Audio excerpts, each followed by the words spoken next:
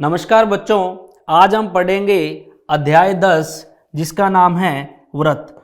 तो बच्चों इस अध्याय में हम व्रत के बारे में जानेंगे और उसके गुण धर्मों के बारे में जानेंगे और उस पर आधारित कुछ प्रश्न करेंगे। देखते हैं बच्चों, सबसे पहले है व्रत। एक तल पर उन सभी बिंदुओं का समूह जो तल के एक स्थिर बिंदु से एक स्थिर दूरी पर स्थित हो एक व्रत कहलाता है। आगे है, तो बच्चों आगे ये जो आप देख रहे हैं व्रत, इसके 3 भाग होते हैं बच्चों, और जो व्रत के अंदर वाला भाग है उसे हम कहते हैं अभ्यंतर, और जो व्रत के बाहर वाला भाग होता है बच्चों वो बाह्य भाग होता है। और जो व्रत का जो तल होता है यानी जो इसकी परिधि होती है इसको बच्चों हम व्रत कहते हैं। तो बच्चों ध्यान से देखिए, अभ्यंतर यानी कि व्रत के अंदर का भाग, व्रत का बाहर का भाग होता है बच्चों बहिर्भाग, और एक व्रत उस तल को जिस पर वह स्थित है, एक व्रत उस तल को जिस पर वह स्थित है 3 भागों में विभाजित करता है। ये बच्चों आपको ध्यान में रखना है कि उसे 3 भागों में विभाजित करता है। और उस जीवा को जो व्रत के केंद्र से होकर जाती है व्रत का व्यास कहते हैं। बच्चों मान लीजिए ये एक व्रत है और उसके केंद्र से परिधि पर खींची गई जो रेखा होती है बच्चों वो होती है व्रत की त्रिज्या। और व्रत की त्रिज्या को अगर हम दुगना कर दें तो वो होता है व्रत का व्यास। और यहाँ है कि उस जीवा को व्रत के केंद्र से होकर जाती है। और बच्चों ये व्रत के एक परिधि से यानी कि एक साइड, एक तरफ से दूसरी तरफ जो खींची गई रेखा होती है बच्चों, ये सारी रेखाओं को हम जीवा के नाम से जानते हैं, यानी कि ये सारी रेखाएं व्रत की जीवा कहलाती हैं। लेकिन बच्चों ऐसी जीवा जो व्रत के केंद्र से होकर गुजरती है वो व्रत का व्यास कहलाती है बच्चों। ठीक है, आगे देखते हैं। जैसा कि बच्चों अभी हमने बात की व्रत की जीवा, तो आप जैसे देख रहे हैं कि ये एक व्रत है और PQ यहां पर एक व्रत की एक जीवा है। आगे देखिए बच्चों व्रत की त्रिज्या, जैसा कि अभी आपको बताया कि व्रत के केंद्र से व्रत की परिधि पर खींची गई रेखा बच्चों ये होती है वो त्रिज्या होती है। अगर मान लो केंद्र O है और ये बिंदु A है तो जो OA है बच्चों वो क्या होगी, व्रत की त्रिज्या होगी। आगे देखिए बच्चों, आगे है व्रत की परिधि। तो बच्चों मान लीजिए ये है एक व्रत और संपूर्ण व्रत की लंबाई को, यानी कि अगर मान लीजिए इस बिंदु से हैं तो इस बिंदु को यहां से लेकर और यहां तक, एक बिंदु से लेकर पूरे व्रत की इसकी जो लंबाई है बच्चों उसको ही हम व्रत की परिधि कहते हैं। आगे देखिए बच्चों, आगे है व्रत का चाप। जैसा कि बच्चों आप आकृति में देख रहे हैं, ये व्रत है जो इसको अगर 2 भागों यहां से काटा गया है तो ये बच्चों ये वाला जो हिस्सा है ये व्रत का चाप है और ये भी हिस्सा जो है व्रत का चाप है। लेकिन बच्चों यहाँ जो आप देख रहे हैं PQ ये है लघु चाप, और उसी प्रकार जो PRQ है बच्चों ये है दीर्घ चाप, यानी कि बड़ा चाप है वो होगा दीर्घ चाप और इस छोटे वाले चाप को हम कहेंगे लघु चाप। आगे है बच्चों व्रत खंड। तो बच्चों मान लीजिए जैसे कि आपके पास सामने ये व्रत है और उसमें जो जीवा PQ है ये व्रत को 2 भागों में विभाजित कर रही है। तो बच्चों जो बड़े वाला भाग होगा वो होगा दीर्घ व्रत खंड। क्या होगा, दीर्घ व्रत खंड। और जो छोटे वाला भाग होगा बच्चों वो होगा लघु व्रत खंड। ठीक है बच्चों, आगे देखते हैं। केंद्र को एक चाप के सिरों से मिलाने वाली त्रिज्याओं एवं चाप के बीच के क्षेत्र को त्रिज्या खंड कहते हैं। बच्चों उदाहरण के द्वारा समझते हैं। मान लीजिए ये एक व्रत है और ये उसका केंद्र बिंदु है, और केंद्र बिंदु से परिधि पर जो खींची गई रेखा होती है बच्चों वो होती है उसकी त्रिज्या। तो केंद्र को एक चाप के सिरों से मिलाने वाली त्रिज्याओं एवं चाप के बीच के क्षेत्र को त्रिज्या खंड कहते हैं। तो बच्चों ये वाला, यानी कि अगर बात करें हम, ये O है, ये A है और B है और ये बच्चों है R। तो यहां पर आप देखोगे ये वाला जो भाग है इसका व्रत का, ये होगा लघु त्रिज्या खंड। क्या होगा बच्चों? लघु त्रिज्या खंड। उसी प्रकार बच्चों जो ऊपर वाला भाग होगा यानी कि जो ARBO ये वाला भाग होगा, ये होगा बच्चों दीर्घ त्रिज्या खंड। क्या होगा? दीर्घ त्रिज्या खंड। ठीक है बच्चों, तो आगे देखते हैं। आगे है बच्चों हमारे पास खाली स्थान भरिए। तो पहला प्रश्न है कि वृत्त का केंद्र वृत्त के डैश डैश में स्थित होता है। तो बच्चों जो केंद्र होता है वो हमेशा वृत्त के अंदर वाले भाग में यानी कि अभ्यंतर में स्थित होता है। आगे देखिए बच्चों, वृत्त की सबसे बड़ी जीवा वृत्त का, तो बच्चों अभी आपको बताया जो वृत्त की सबसे बड़ी जीवा होती है वो वृत्त के केंद्र से होकर गुजरती है और वही वृत्त का व्यास होता है बच्चों। आगे देखिए, आगे है कि एक वृत्त जिस तल पर स्थित होता है वह उसे कितने भागों में विभाजित करता है। तो बच्चों वह आपको अभी बताया कि वह उसको 3 भागों में विभाजित करता है, यानी कि केंद्र यानी कि अभ्यंतर भाग और एक बहिर्भाग और एक होता है बच्चों वृत्त। आगे देखिए, आगे है कि अपन को बताना है कि सत्य या असत्य। ठीक है, तो पहला प्रश्न है कि केंद्र को वृत्त पर किसी बिंदु से मिलाने वाला रेखाखंड वृत्त की त्रिज्या होती है। तो बच्चों जैसा कि आपको बताया कि केंद्र को वृत्त की किसी बिंदु पर मिलाने वाला जो रेखाखंड होता है वो वृत्त का त्रिज्या ही होता है। तो बच्चों ये होगा सत्य। आगे देखिए, आगे है कि वृत्त की एक जीवा जिसकी लंबाई त्रिज्या से दुगनी है वो वृत्त का व्यास कहलाती है। तो बच्चों अभी आपको बताया था कि जो केंद्र बिंदु से परिधि पर जो खींची गई रेखा होती है वो वृत्त की त्रिज्या होती है और इस त्रिज्या का जो दुगना होता है बच्चों वो होता है व्यास। आगे देखिए बच्चों, आगे करते हैं। आगे है हमारा जीवा द्वारा एक बिंदु पर अंतरित कोण। ठीक है बच्चों, तो हमारे पास यहाँ एक प्रमेय है और प्रमेय है कि वृत्त की बराबर जीवाएं केंद्र पर बराबर कोण अंतरित करती हैं। ठीक है बच्चों, तो इसे हल करते हैं। सबसे पहले एक वृत्त बनाएंगे और देखेंगे कि वृत्त की बराबर जीवाएं, मान लीजिए बच्चों ये 2 जीवाएं हैं वृत्त की AB और CD। ये दोनों क्या है बच्चों, हमें दिया है बराबर है। तो दिया में हमारे पास है कि जीवाएं AB वो बराबर है CD के। उसके बाद बच्चों ये वृत्त का है मध्य बिंदु। तो यहां पर हम इस मध्य बिंदु से जीवा पर क्या डालेंगे, लंब डालेंगे बच्चों। क्या डालेंगे, लंब O से। तो बच्चों इनको नाम दे देता हूं मैं M और N। और उसके बाद देखिए बच्चों कि वृत्त के केंद्र से वृत्त की परिधि पर जो खींची गई रेखा होती है वो होती है बच्चों त्रिज्या। तो जो OB है त्रिज्या और OD है वो त्रिज्या है।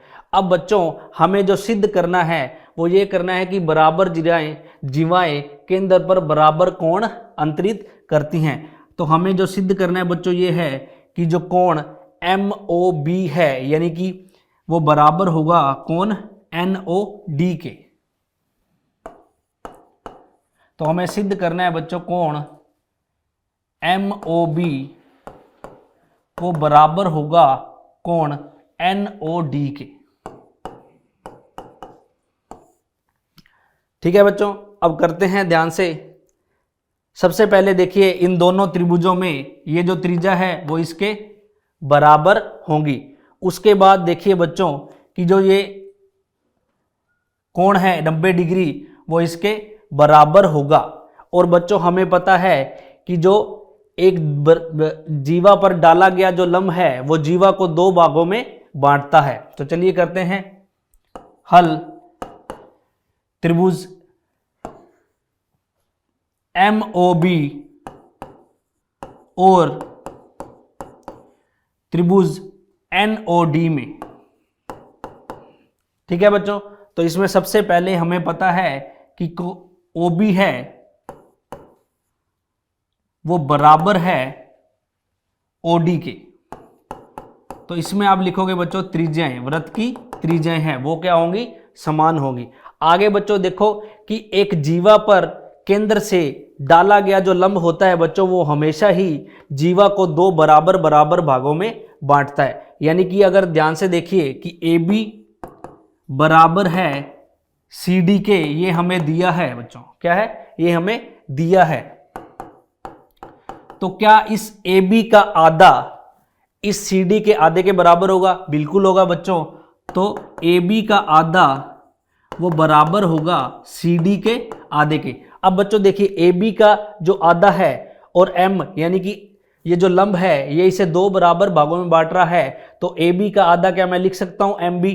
तो बिल्कुल लिख सकता हूं बच्चों। तो एम बी वो बराबर होगा उसी प्रकार एन डी के। ठीक है बच्चों, तो हमने देखा इन दोनों त्रिभुजों में जो ये वाली भुजा है वो बराबर है इस वाली भुजा के, और जो ये वाला कोण है बच्चों वो बराबर है इस कोण के, ये हमें दिया है लंब। तो हम कह सकते हैं कि कोण बी एम यानी ओ एम बी, कोण ओ एम बी वो बराबर होगा कोण ओ एन डी के। अब ध्यान से देखिए बच्चों, ये जो समकोण है ये बराबर है और इसके सामने वाला जो कर्ण है ये हमने बराबर त्रिज्याएं हैं, ये बराबर है, और उसके अलावा ये वाली भुजा इसके बराबर है। तो बच्चों क्या यहाँ आर एच एस लग सकता है? तो ध्यान से देखिए, समकोण त्रिभुज के सामने वाली भुजा यानी कि कर्ण बराबर है, एक कोण 90 डिग्री है और आधार और कर्ण में से एक बराबर है आधार और लंब में से, तो बच्चों यहाँ आर एच एस है वो लग सकता है। तो मैं लिख सकता हूं कि आर एच एस द्वारा जो त्रिभुज एम ओ बी है, त्रिभुज एम ओ बी है वो सर्वांगसम होगा त्रिभुज एन ओ डी के, त्रिभुज एन ओ डी के।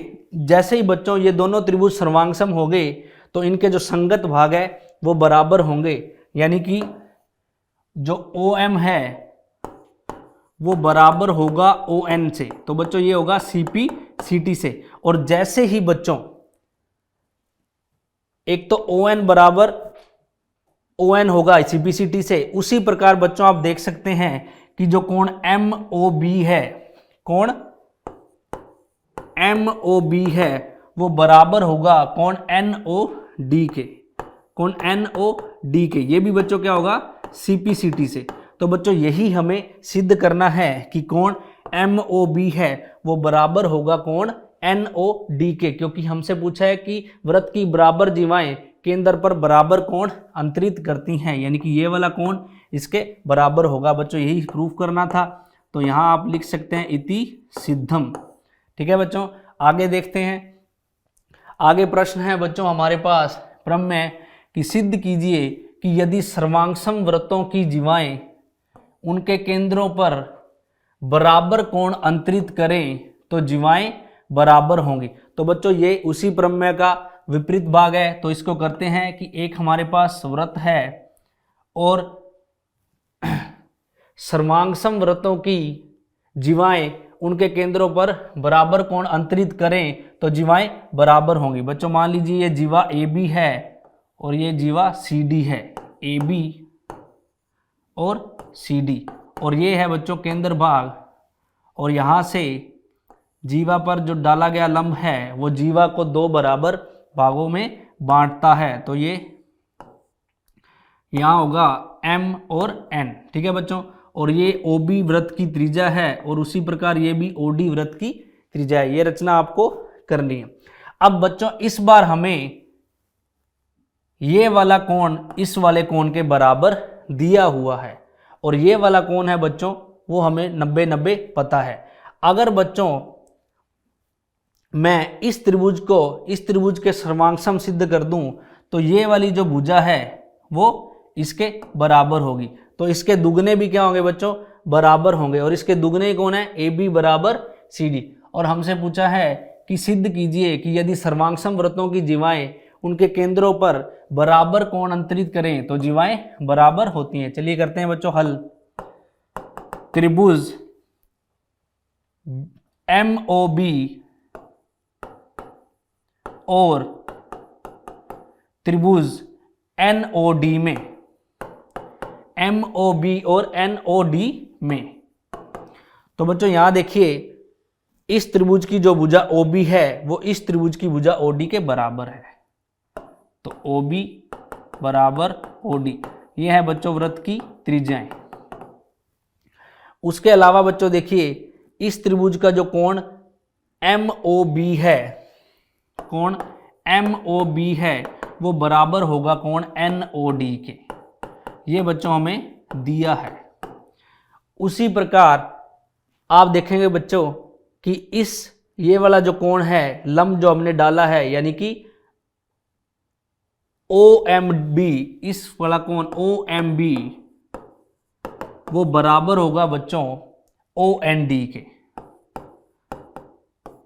90 डिग्री।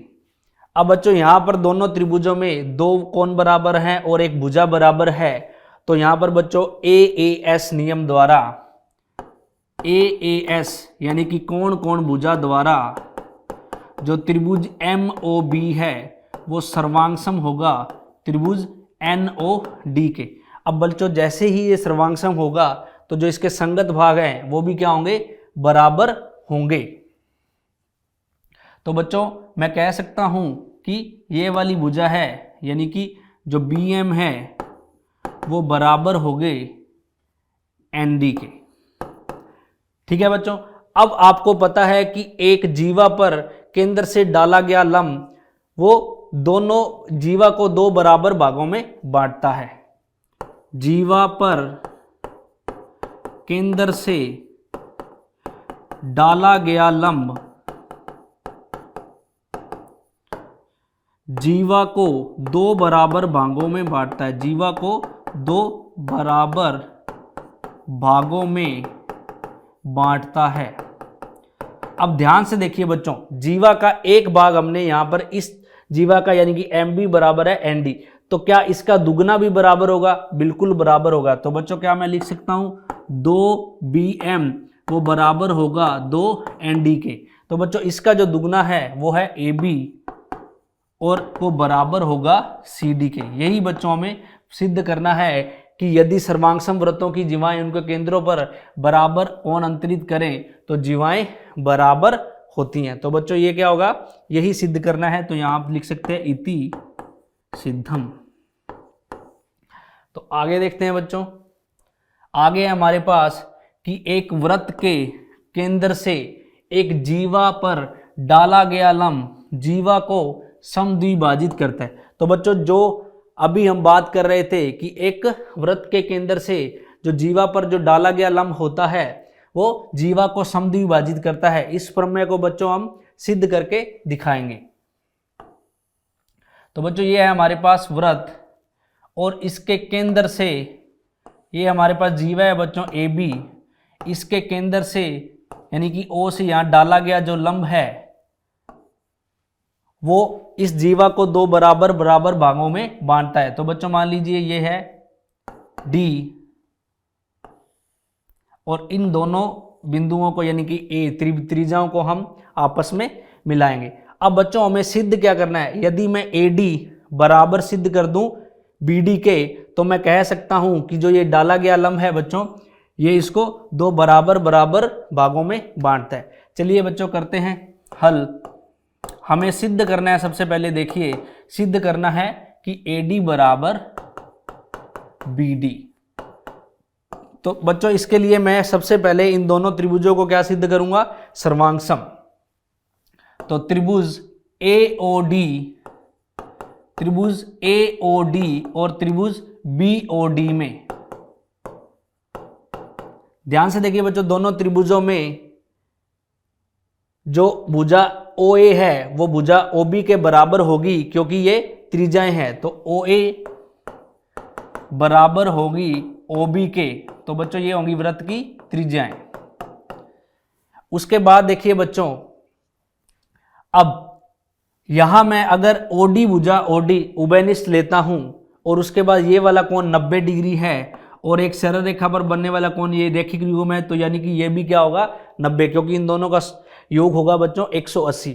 लेकिन बच्चों ये वाला कोण और ये वाली भुजा और ये वाली भुजा से यहाँ पर हम कोई भी कसौटी है जो सर्वांग समता की वो नहीं लगा सकते।